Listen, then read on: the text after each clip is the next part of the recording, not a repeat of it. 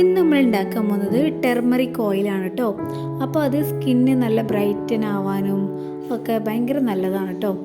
അപ്പോൾ ഇത് weekly once use ചെയ്യുകയാണെങ്കിൽ തന്നെ നല്ല റിസൾട്ടാണ് കേട്ടോ. കണ്ടിന്യൂസ് ആയിട്ട് യൂസ് ചെയ്യണമെന്ന് മാത്രം. അപ്പോൾ നമുക്ക് കുറച്ച് മഞ്ഞളൊക്കെ കിട്ടിയിട്ടുണ്ട്, അതൊക്കെ കഴുകി നന്നായിട്ട് ക്ലീനാക്കി കൊണ്ടുവന്നിട്ടുണ്ട്. ഇനി ഇത് ചതച്ചെടുക്കണം. ഒന്നെങ്കിൽ മിക്സിയിൽ ചതച്ചാൽ മതി. ഞാൻ അപ്പോൾ ഈ ഒരു സാധനത്തിലിട്ടാണ്ട് ഇങ്ങനെ ആക്കിയൊക്കെ കേട്ടോ.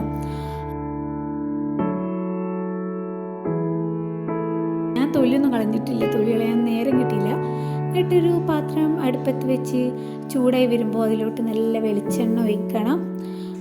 അപ്പോൾ ഞാൻ വെളിച്ചെണ്ണ ഒഴിച്ചിട്ടുണ്ട്. ഇനി അതൊന്ന് ചൂടായി വരുമ്പോൾ നമ്മൾ നേരത്തെ മറ്റേ അരച്ച് വെച്ചിട്ടുള്ള ആ ഒരു സംഭവമില്ലേ, ഞാൻ അപ്പോൾ ഇങ്ങനെ ഗ്രൈൻഡ് ചെയ്ത മാതിരിയാക്കി വെച്ചേക്കാണ്.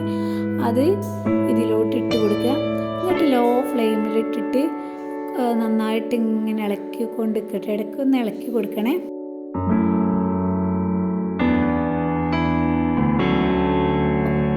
തുറന്നതിന് വെച്ചാൽ മതി കേട്ടോ.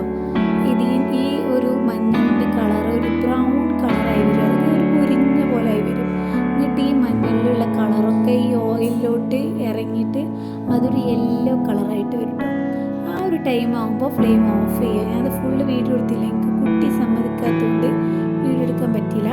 എന്നിട്ട് ഇത് അരിച്ചിട്ട് എന്തെങ്കിലും ഒരു കുപ്പിയിലൊക്കെ ആക്കി സൂക്ഷിച്ച് വെക്കാൻ പറ്റും കേട്ടോ. കുറേ കാലം ഇത് കേടാവാതിരിക്കും കേട്ടോ.